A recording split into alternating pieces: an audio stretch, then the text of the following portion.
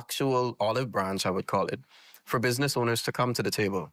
So not understanding inland revenue and the processes, not understanding NIB and the processes, not understanding some of the basic tenets of doing business, like importation.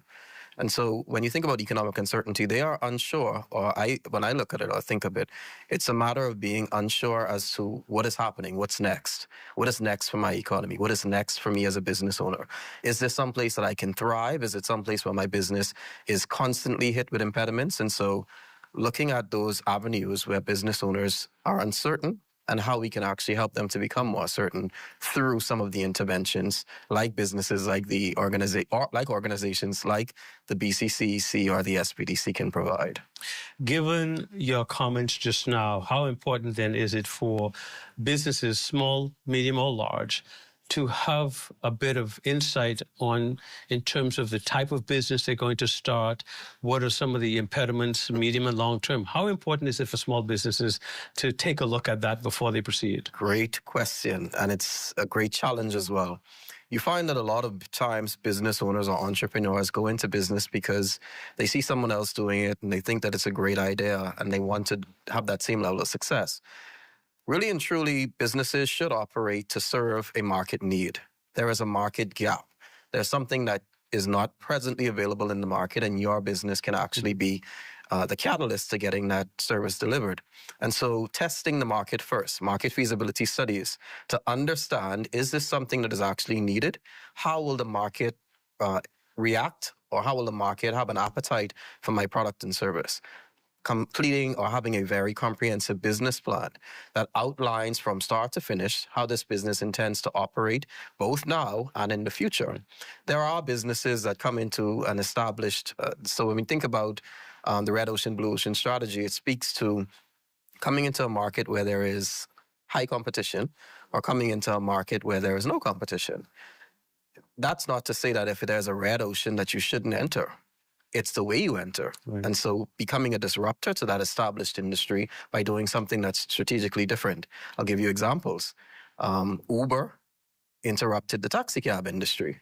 Netflix interrupted live streaming or cable television. And so there are a number of Airbnb interrupted the hotel industry. Right. And so it just calls for you doing your due diligence and your groundwork as a business owner to determine that this is a need that the market needs to be filled, and this is how my business intends to do it while impacting the communities I serve. You have to remember corporate social responsibilities. Speaking about disruptors, Samantha, we recently survived both Dorian and COVID and the recovery. We've learned some lessons, at least that's the hope, right, about resiliency, better planning, etc. Talk to us about some of the experiences, some of the lessons we learned from Dorian and COVID and their impact on businesses, and why what are those things that we ought to be focusing on now? So you would say that Dorian being at category 5 and then the pandemic were both uncertainties because they were unknown, right? So despite the level of planning, as my colleague mentioned, the business planning, understanding the cost of business, whether it's your business license fees or anything of the sort, you can't necessarily plan or expect a category 5 hurricane or a COVID-19. Or should you? And that perhaps probably is the greater question. It is. What should we expect? What should we expect? So then coming out of the pandemic, we've all had various lessons. So for the Bahamas itself, we were so heavily dependent on tourism. You know, one of the first things that happened during COVID-19, it forced us to isolate ourselves. Right? So that booming tourism industry and all of those within that industry took an extreme hit to their business. And to some degree, some have yet to recover and others have closed. Now, you talk about strategies to mitigate the uncertainty. So from a business perspective and entrepreneurs, what they should be thinking about is, what should my business continuity plan look like? Right? So the Bahamas, naturally, we're in that hurricane belt.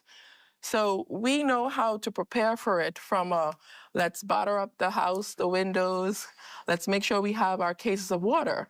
But from a business perspective, business continuity is not just preparing for a hurricane or weather condition. It's preparing for any disruption to your business. Yeah. It could be cybersecurity attacks, right? It can be a cash flow challenge. It could be some of those external shocks that you're just not familiar with, such as the oil prices have skyrocketed. And how does that impact the costs of any of your factors in your business?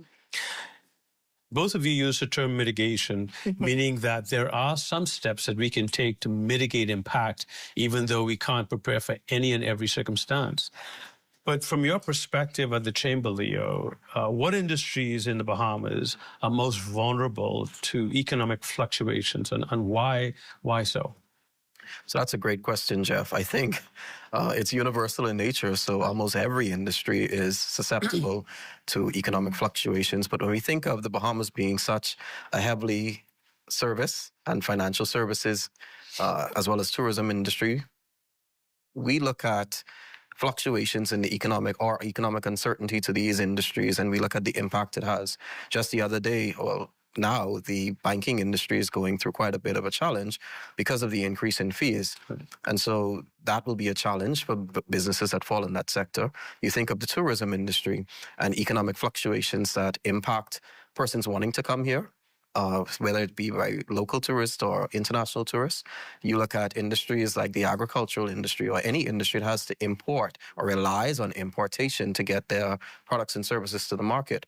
And so when there is economic uncertainty and when there are fluctuations, what that then does is it translates or it triggers inflation. And so if there is economic uncertainty such that I can go to one of our members mentioned that they tracked their importation bill for the same service over the course of a year. And every 2 months, that singular service costs them a 10% increase. Wow. And so if I go today to purchase a specific item, and in 2 months it's gone up, in another 2 months it's gone up, in another 2 months there's another tax that's added, then that will then have to be passed on to my consumers. And so you run the risk then of an unbalanced economy, both from the standpoint of government, which has the fiduciary responsibility to level and make an environment that is conducive for business, but also for the business owner who has the responsibility to look for those avenues that can help them navigate, as Samantha mentioned, that uncertainty when it comes. Yeah. Well, Sam, obviously from the small business side of the table, what are some of the measures that you would recommend for small businesses in light of what Leo has shared? How do they best prepare themselves? So you mentioned earlier there was a conversation around preparation. And so for any startup, and actuality for even existing businesses that are looking to expand, your research is key. Now, we know that there may be challenges from time to time in accessing data here, but it is very important, whatever business decision one decides to make, that it is made using empirical information, right? And so I think that is one aspect of it. And perhaps not just looking at the local market, but understanding how, obviously based on our proximity, what the international market is doing and how that impacts you. So I would have mentioned earlier, we talked about oil or fuel prices, right? That obviously impacts the Bahamas.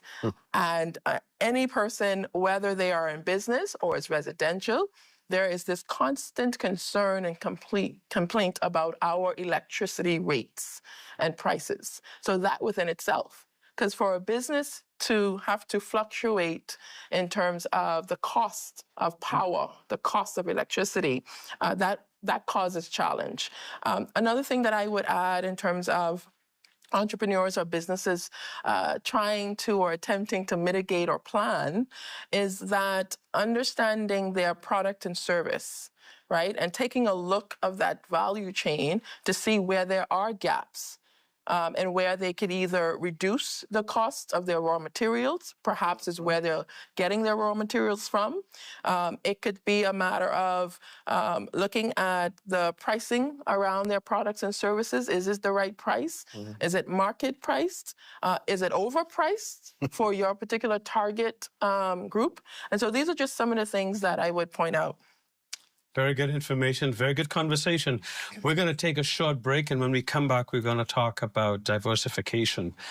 We're going to take a break, and we'll be right back. So please stay with us as we continue our conversation with Leo and Samantha.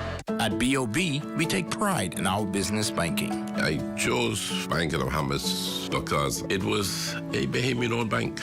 The bank has certainly supported our evolution through overdraft facilities, purchasing of equipment, facilitating of salary payments, and I really believe that Bank of the Bahamas is able to help in the development of the local economy. I would truly recommend the services at Bank of the Bahamas.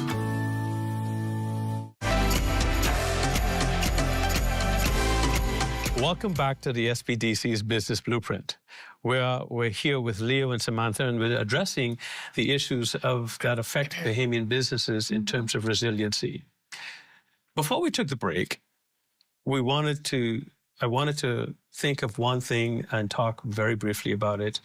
During the Dorian experience, we found that 70% of businesses that were impacted could not operate, could not restart, because they did not have any appreciable level, rather, of technology integrated into their business.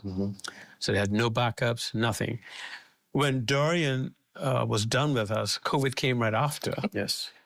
But then we found that about 80% of the businesses could not operate in this new environment of where the customers could no longer have access to your business. In your views, we'll start with Leo, have we made significant progress in terms of just simply improving the integration of technology in our businesses? Definitely not significant, but I think slow and steady progress. I do see more and more businesses approaching and embracing technology. However, there are still quite a number of them who have no point of sale system, as simple as it sounds, who don't have accounting software, who don't have an online presence. And so a part of what the Chamber is doing through the Chamber Institute, we have what we call the Digital Transformation Committee. And that committee is poised to do exactly what you said. Look at the gaps in doing business and look at the gaps where in IT, as you mentioned it, is not being infused in these businesses. One of them is going through assisting clients with branding audits. How important is it for you to understand what your presence on social media does? How important is it to understand what a website can do for you? A point of sale system where persons can actually purchase from your website. What about delivery? And so looking at those ways where they can actually strengthen the convenience of doing business. I buy convenience. And so if there's a business that sells convenience, I will actually purchase from that business. I don't have to go up to the actual business. I can purchase online. It can be delivered. I have a time where I can collect. And so looking at those avenues that help to strengthen the ease of doing business for our clients, which will ultimately bolster the bottom line of the business. So then you made a comment about ease of doing business. Sometimes we focus on ease of doing business from the business owner's side of the table. Samantha, how important is it for us to appreciate the ease of doing business from the consumer side, and how do we translate that message into the SME community? That's very critical. So as Leo was speaking, I was thinking, well, what target audience are we talking about here, right? So you think about our landscape, our archipelagic landscape, and you have some areas where you're talking about digital adoption, and that level is at some points perhaps negative. And so I think when we want to focus on how we cater to our consumers, we know exactly who our consumers are. And so the adoption rate for technology in the Bahamas, particularly in some areas on the Family Islands, it's very low. And so you have to be able to infuse ways or multiple ways to engage your customers. and make sure that your product can get into their hands. Now, that does not say that we should not embrace digital means. That does not negate the fact that it is absolutely needed for us to have an online presence.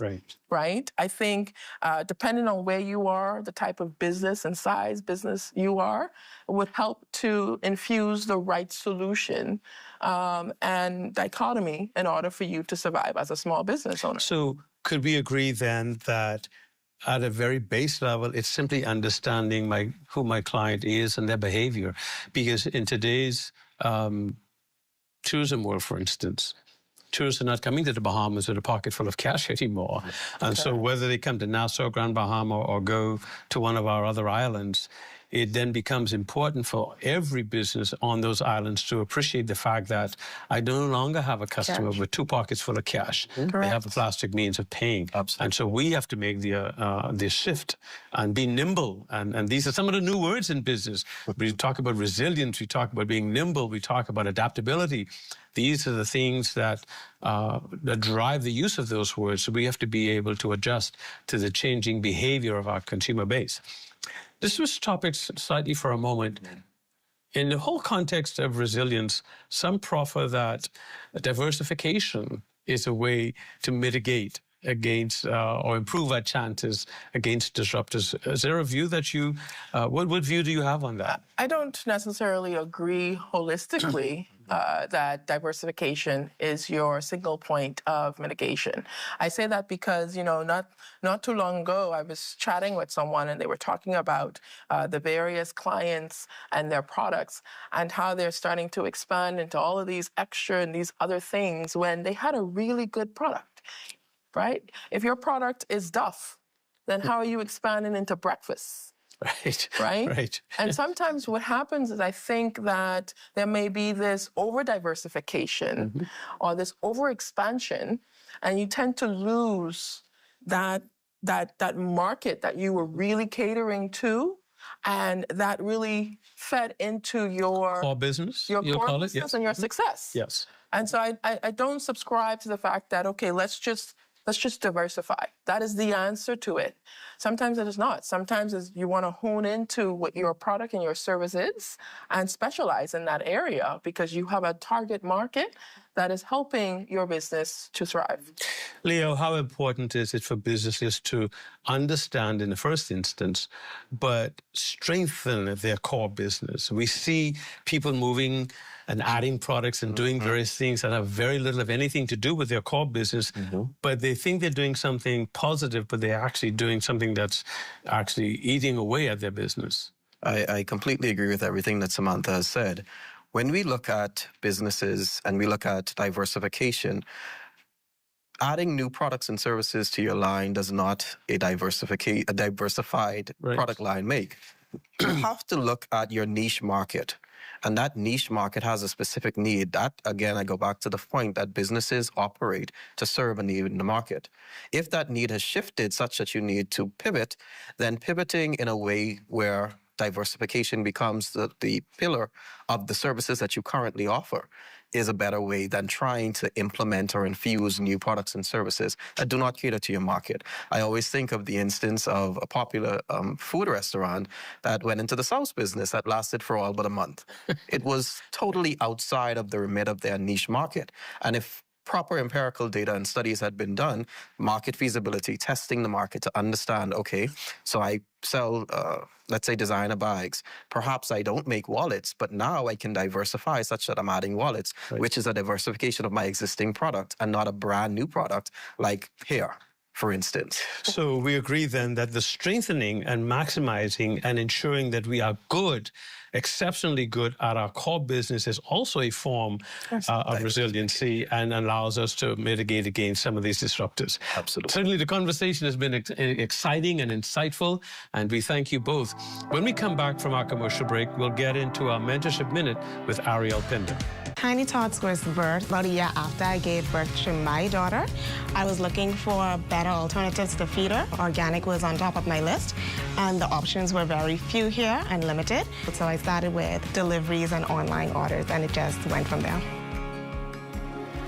I'm passionate about the business because I'm passionate about health. Health for me is something close to home because I have a lot of family members who oftentimes, before the age of 50, are diagnosed with some sort of non-communicable disease. I realized that it starts from young. Automatically, people assume that organic is expensive, and organic isn't necessarily expensive, and that's what I wanted to do. I wanted to bring a product that was readily available for persons from all walks of life. I wanted something that all socioeconomic classes could have access to and be able to feed their children with healthier options. So Tiny Tots is all about organic. One of my major milestones that I'm proud of is the fact that I'm able to scale the way that I envisioned from the very onset. SBDC helped me with that tremendously with the loan and the grant funding that I got. From the onset, they were very helpful. They made sure that I had everything that I need to run a proper business, making sure that the business was not only profitable, but also sustainable.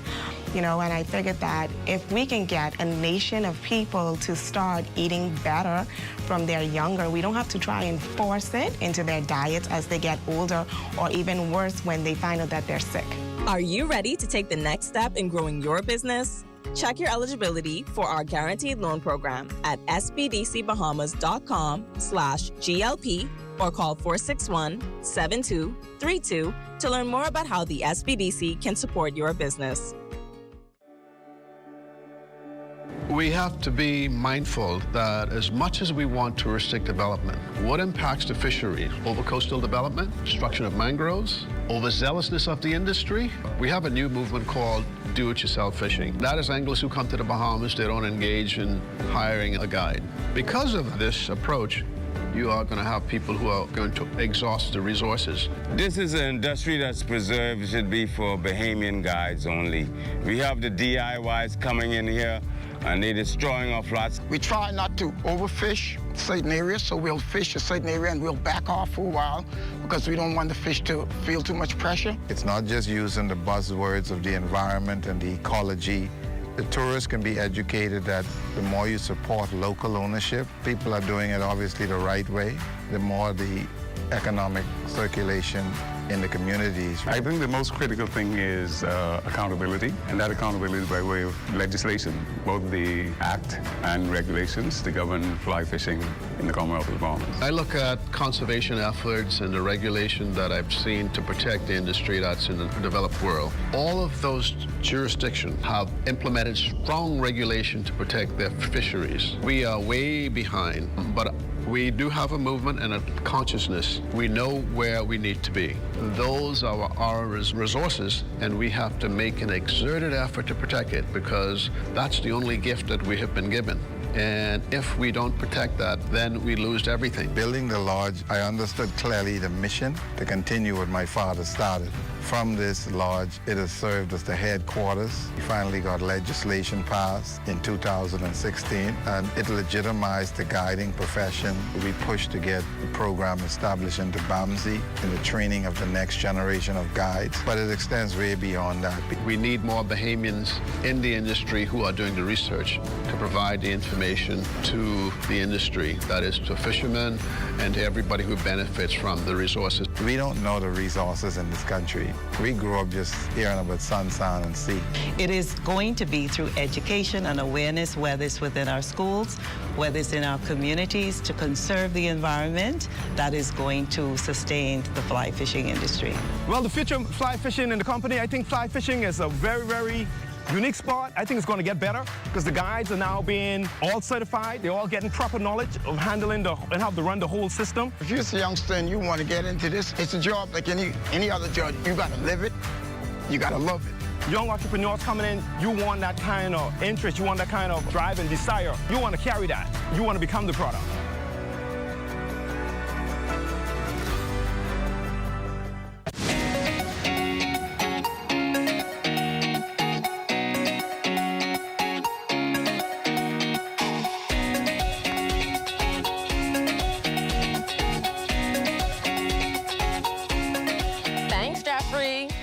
Everyone, I'm Ariel Pinder, your host for the Mentorship Minute.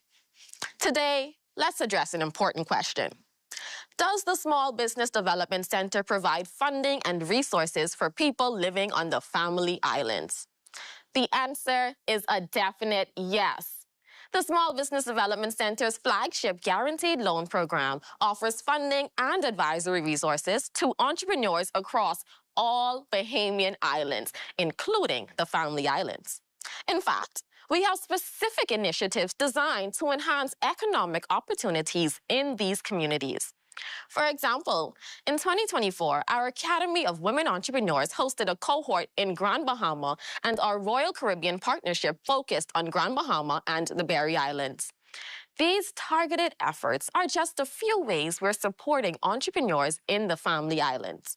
If you're based in one of these areas, there are plenty of opportunities available for you. For more information, visit our website or contact us directly. We are here to help your business thrive, no matter where you are. Welcome back. We've certainly been having an exciting conversation. And as we wrap up our time together today, I'm going to invite our guests to make their final comments on resiliency. Leo, we'll start with you. Sure. Thank you, Jay. I think the conversation was great. This is a great start to helping the small business community, to strengthening the landscape. What I will say is being an entrepreneur is not easy. It's not easy anywhere else around the world, and it's definitely not easy in the Bahamas. Looking for those avenues that can help you to become more resilient, looking for those organizations like the Bahamas Chamber of Commerce and the Small Business Development Center that can actually help to strengthen you, that can help to motivate you, that can help you with connections, being the bridge between things like foreign direct investment, helping you to become more sustainable in terms of your products and services, looking at your pricing mechanism, looking at your branding audits, making sure that you're doing what is supposed to be done from a business standpoint is important. And so I would encourage our listeners to become members of the Chamber, to help us to actually give you that level of support that is required, whether it be through those connections, as I mentioned, or whether it be just making sure the landscape is as smooth as possible. Samantha? So, Jeffrey, I think for any entrepreneur or small business, I think it's important for them to attempt to plan for the uncertainty. And so what I mean by that is when you're looking at your financial statements, looking at those numbers help to understand where you're trajecting, right? The trajectory of your business. But in planning from a business finance standpoint, you should also try to allocate a portion of your business towards contingency. True. That's contingency planning. Yes. Because then it is contingent on... Yes, something. Something. Yes. And so, you know, if there's one single advice that I can give, because we would find that quite a number of us, were very challenged in terms of Hurricane Dorian as well as COVID. Some of us were able to survive just based on our contingency plan, the savings that we accumulated over the years, because some of us lost employment. Right. So taking that same concept to a business, then if there's one single thing that I can say or provide, I would say plan for that uncertainty and have a contingency plan. Thank you very much. Certainly, the conversation really is a robust one, and we're happy that the partnership between the Chamber and the SBDC is working. What is important for us to take away today is that both entities serve as resources for the community, the business community out there, and especially for those who are in the small business community, we encourage you to take advantage of the resources that the SBDC and the Chamber provide in this regard. A big thank you to both of you, Dr. Roll. Thank you. Samantha, thank you for being with us today. It certainly has been an invaluable discussion, and we look forward to future discussions with you as we navigate this era of economic uncertainty. We've learned quite a bit today, and we thank you all for being with us. We look forward to you joining us again on the SBDC's Business Blueprint. Thank you so much for joining us, and we'll see you again soon.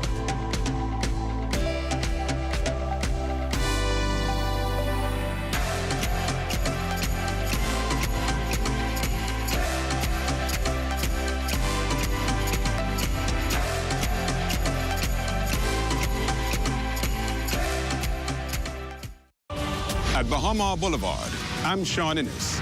This is ZNS.